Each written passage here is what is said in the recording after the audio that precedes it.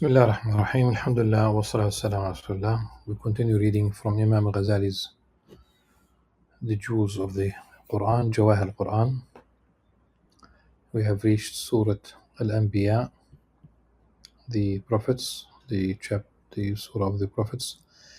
And Imam Ghazali chose 21 verses as jewels from this particular surah, beginning with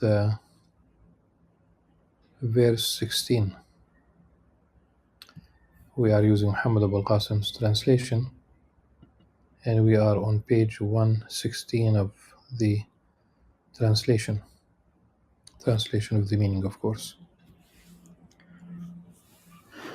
Imam Ghazali rahimahullah chose the following verses.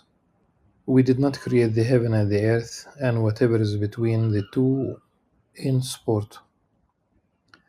وَمَا خَلَقْنَا السَّمَاءَ وَالْأَرْضَ وَمَا بَيْنَهُمَا لَاعِبِينَ. It's not a game, it's not in vain. Had we wished to find a pastime, we would surely have found it in that which is with us. If at all, we would have been inclined in that way. لو أردنا أن نتخذ لهوا لاتخذناه من لدنا إن كنا فاعلين.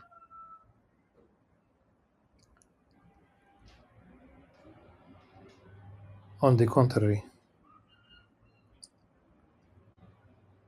we hear the truth at falsehood, and it crushes it, and it disappears.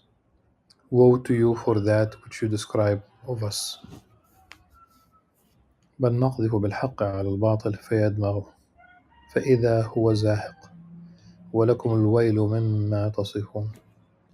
There are, without giving them credit by mentioning their names, there are contemporary atheist astrophysicists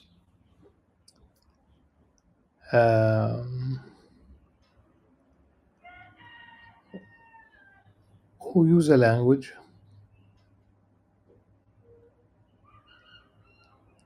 unscientific or non-scientific language to describe the universe.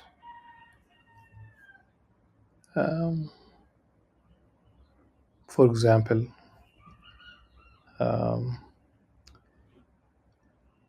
they would say that the universe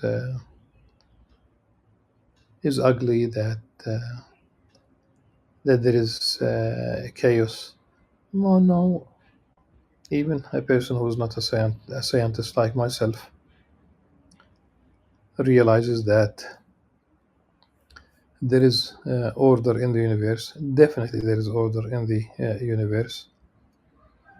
And this is why order means also physical laws. And you can, as a scientist, calculate the speed. Today you can calculate the speed of the at which the universe is expanding really. This is why you could send missions to other planets, and now when we, NASA has a space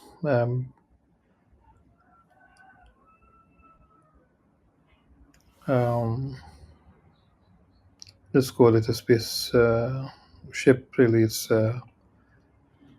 in interstellar space, so it's outside the solar system, and it did not really enter another solar system.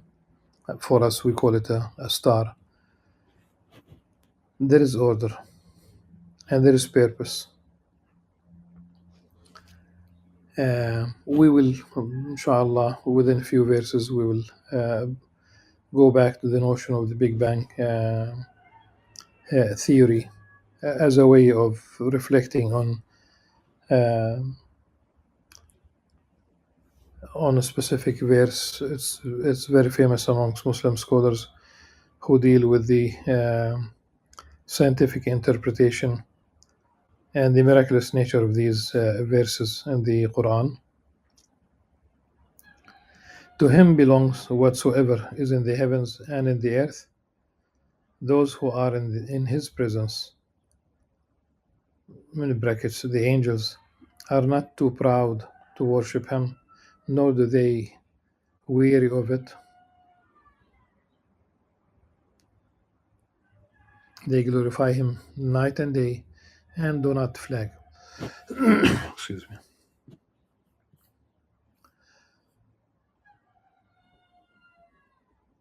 And this is why one could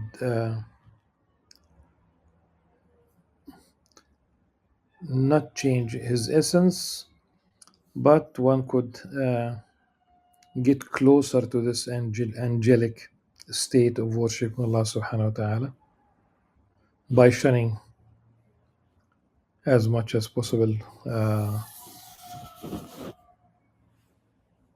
the material realm and the distractions. And today we have distractions that surround us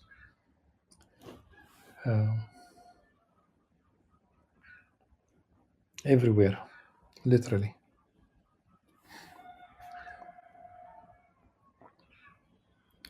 The electronic gadgets flood us with informations and possibilities. Have they, that is the idolaters, taken God from the earth, who can raise the dead? If there had been in the heavens and the earth other gods besides God, then surely both would have gone to ruin, meaning the heavens and the earth. And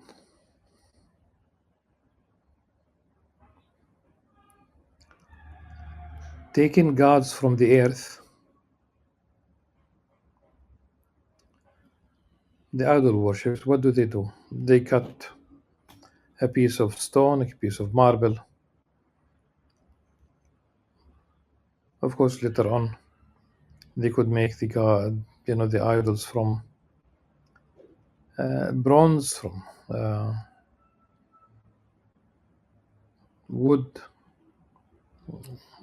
Possibilities are many. So they use the hammer and the chisel, and there you are. You make your own god. Unfortunately, there are still people who are pagans, and there are those who use idols where they shouldn't. The prohibition of having idols is very clear in the Old Testament, in the Jewish tradition. And upholding the law for the Christian means no idols, and then no graven images. For those who know Hebrew, it is Avodah Zarah, taking these idols, and the heavens and the earth being ruined because there will be competition. There will be between the gods. Of course, there are no other gods, but one can use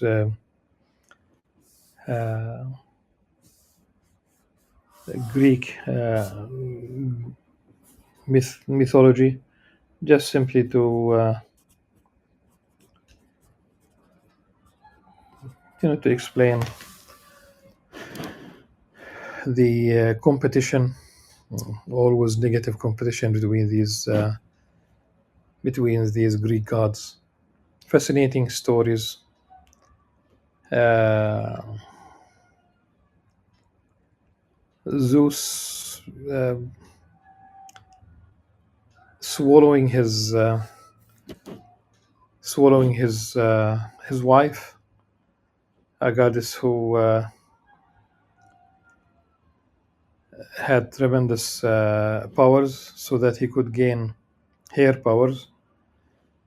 But then, out of his forehead, because she was pregnant with Athena, the goddess of war, she came out of his forehead, and she is more into winning wars strategically. Her half brother Eris um, was more into the immediate, also a god of war. So these the competition, the wars between them, the competition in every respect, and there was no peace between the Greek gods. Just simply using this to explain that the human beings, they you have look now at what's going on in Sudan, for example. Two individuals who each one of them claims that he is the authority, and the ongoing war between two Sudanese led to between 8 and 10 million refugees, famine, disease, stories of rape. So, subhanallah, there could be no two captains for the ship. There could be no two kings. There could be no two presidents. And this universe has only one God, subhanahu wa ta'ala. إلا الله لا يسأل عما يفعل وهم يسألون. He cannot be questioned concerning what he does, but they will be questioned. Have they taken gods apart from him? Say, bring your proof. Say to them, bring your proof. This, meaning the Qur'an, is the remembrance of those who are contemporary, who are with me, and the remembrance of those who were before me. But most of them do not know the truth, and so they turn away from it. The history of revelation, a linear history of revelation, one message to worship Allah subhanahu wa ta'ala. That's the message of the prophets. Almost identical phrase in the Quran in all instances. أَنْ عُبُدُوا اللَّهَ مَا لَكُمْ مِنْ إِلَٰهٍ غَيْرُهُ. To worship Allah subhanahu wa ta'ala. Do worship Allah subhanahu wa ta'ala. That's their message. That's their call to their respective peoples. You have no other God. مَا لَكُمْ مِنْ إِلَٰهٍ غَيْرُهُ. أَنْ عُبُدُوا اللَّهَ مَا لَكُمْ مِنْ إِلَٰهٍ غَيْرُهُ. So it was a message to their respective peoples with Prophet Muhammad sallallahu alaihi wasallam. The message is universal to all people on earth to worship the one and only God. And of course, they cannot come with proofs, as the challenge is here. We sent no messenger before you, meaning Muhammad sallallahu alaihi wasallam, but we revealed to him that there is no God but I, so worship me alone. But they, the pagans, the Christians, the Jews, etc., say the gracious one has taken to himself offspring. Offspring really, in Arabic, really walada, subhanah, a son. We have two issues here. One of them is that because the idea of the sonship, that Jesus Christ, peace be upon him, is the Son of God, Um, when Jesus Christ, peace upon him, was born a little bit more than 2,000 years ago, uh,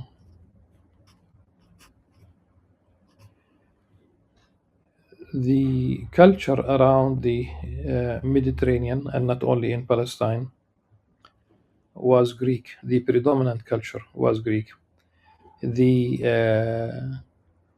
the Mediterranean was dominated. There were Greeks on all shores of the Mediterranean, and there were Greeks in North Africa. The Today the rebuilding, of course, not the same, but the idea is the rebuilding the library of Alexandria in Egypt was after like really rebuilding or recognizing Greek heritage. Asia Minor was Greek. This explains the animosity between Turkey and Greece until practically uh, recently, and still the antagonism is there. Uh, One needs to address the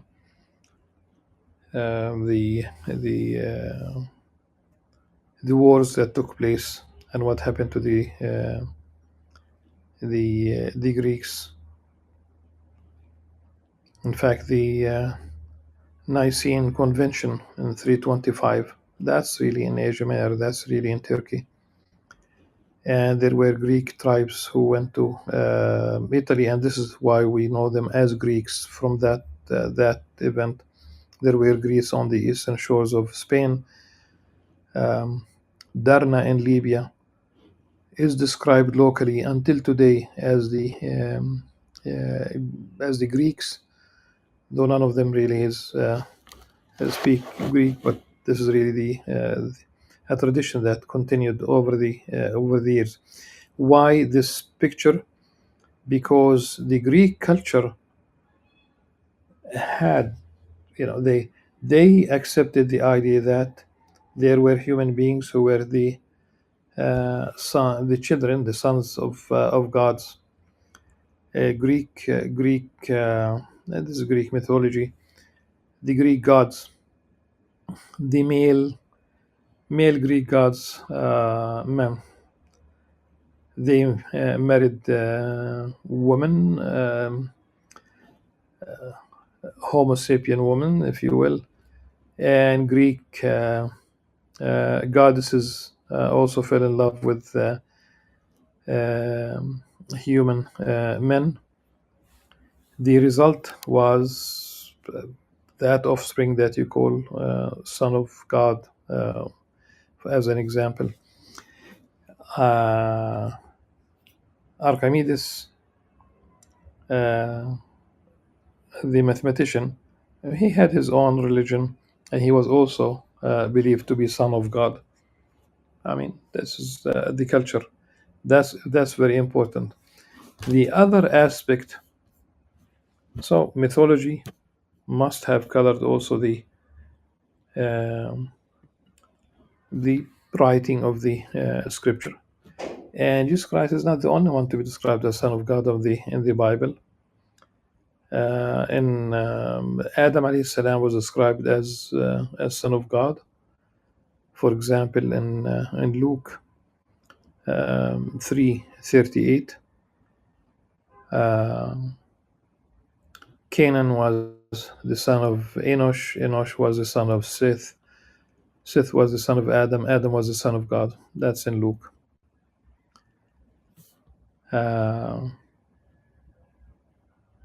Israel was God's son in the Old Testament. The angels were called sons of God. Those who make peace are God's sons, all from the Bible. Even the believers, the Christians themselves, were called also sons of God, also in Luke 20:36. So the idea of son of God is not exclusive to one person. I think this is very important to remember this when the issue of the sonship of Jesus Christ is mentioned. And if it were because of he had no father, Adam alayhi salam had neither father nor mother, so he's more qualified to be son. God forbids, but the idea is to compare to the logic that people have. So if it's really the mention of being son of God, then many are mentioned as sons of God. If you look at the culture, it was predominant at the time, the Greek culture. So whatever the logic, it doesn't really work to distinguish Jesus Christ, peace upon him. He's a prophet of God. He's a human being, a sign to humanity. So the gracious one has taken to himself, they say, but they, the pagans and the Christians, the Jews, they say that God has taken to himself offspring, glory to him, those whom they designate are only his honored servants, Ibad Mukramun. They do not utter a word more than he directs, and they only carry out his command. He knows what is ahead of them and what is left behind them. They cannot intercede except for him with whom he is pleased, and they tremble with fear of him. Whosoever of them should say, I am a god, apart from him, we shall requite him with hell. But we requite the wrongdoers. This is the case of the Pharaoh in the Qur'an in Surah Al-Qasas, verse 38. Fir'aun addressed his entourage. Al-Mala is usually described as the entourage of the wrongdoers, of the disbelievers, they are the Mala. They are never good people. He addressed them and he told them, يا أيها الملأ ما علمت لكم من إله غيري. I have known no God for you other than myself. So here basically he falls within the category of those who, once they say that they are gods, they are destined to hellfire. And his logic was asking Haman to create to build a high place for him so that he could see, to look, to see for himself, to see God, Allah subhanahu wa ta'ala. And that logic is could still be there amongst people today, not in the same, without calling themselves, of course, gods, without behaving as such amongst the people. But the idea is show me that that positivist approach is definitely problematic, and scientists do not live up to this even when we talk about the next verse. أولم ير الذين كفروا أن السماوات والأرض كانتا رتقا ففتقناهما وجعلنا من الماء كل شيء حي أفلا يؤمنون. Do the believers not realize that the heavens and the earth are a solid mass? This translation is extremely problematic. Then we split them asunder, and we made from water every living thing. Will they not then believe?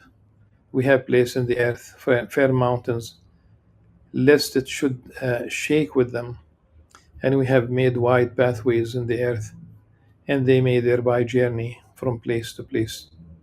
We have made the heavens a guarded and protected roof, yet they turn away from its signs. He it is who created the night and the day, and the sun and the moon, each gliding freely in its orbit.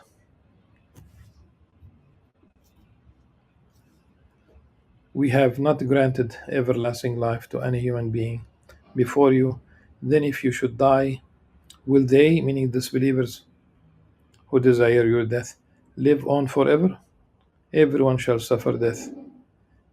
We try you, meaning the human beings, with good and evil for a testing, and to us you will be returned. So when we said that, saying that the heavens and the earth were a solid mass, um, simply it says that the origin of the heaven and the earth was this ratqan. People refer to the Big Bang theory to explain this particular verse. The it is being one uh, before being separated, and the heavens and the earth. The earth is simply part of this cosmos, a very tiny speck, really, very tiny compared to the billions and billions of couple of trillion galaxies. So the Earth is almost nothing in this universe, but it is something, of course. And one could also think of the Ratqan as a reference to that original state immediately after the birth of this universe. Even when we talk about the Big Bang Theory, there was that moment, and because of the extreme heat at the time, no separation of that massive energy. The language that the scientists and use, and the scientific sources, they use statements like the scientists believe. That's not enough, but this is a theory that exists. And today they speak about the heat that existed within the fraction of a second in the universe. It's just like quadrillion Celsius. There were no atoms, no protons, no electrons. Nothing was formed. Out of this state, when the universe began cooling, then the shaping of matter as it is known today in the universe began. The scientists believe, in parentheses, that all the energy that existed like a small dot. All this energy in the universe exists, and this is why they call it an explosion and the acceleration. The second part that I would, of course, this is not enough to speak, when we speak about the Big Bang Theory, but inshallah we'll continue. The second part is the وَجَعَلْنَا فِي الْأَرْضِ رَوَاسِيَ أَن تَمِيدَ بِهِمْ سُبْحَانَ لَا إِلَهَ إِلَّا هُوَ. It is the mountains. These mountains, described here as rawasi, like the rawasi is like anchoring the Mirsa, the anchor like a ship, is called Mirsa, the same root. So they are anchors. And in a different, in Surah An-Naba, عما يتساءلون, the mountains are described as أوتادا, like pigs, or like when you erect, for example, a tent, you use pigs to nail it to the ground. And this in scientific literature is called isostasy, and isostasy. I'm sorry, and the function of the mountains is described scientifically as fixing the earth's crust to prevent any sliding over the magma layer or among the layers themselves. And that's exactly what the Quran says, that the rawasi, awtada, subhanallah. And one can see that there's a massive mountain in Australia, a massive mountain, really chain of, when we say like for example the Tibet, the Himalayas. When we talk about the Alps in Europe, when we talk about Kilimanjaro in Africa, the massive mountain in Alaska, massive mountain in north of the South Pole, like just facing the tip of the of South America. So every continent has a massive, but these are not the only ones. Mountains in general are pigs, but I'm just simply painting a picture of all these are pinning down the crust. Otherwise, subhanallah, the movement, and that movement, the tectonic movement, there are enough earthquakes, subhanallah, and one day, the end of time, the mountains, these massive pigs, they will, Allah subhanahu wa ta'ala will cause them to wither away, to change. كالعهن المنفوش, like fluffy wool. And if then it's going to be a horrific scene. Suffice it inshallah for this session. سبحانك اللهم وبحمدك أشهد أن لا إله إلا أنت أستغفرك وأتوب إليك والسلام عليكم ورحمة الله وبركاته.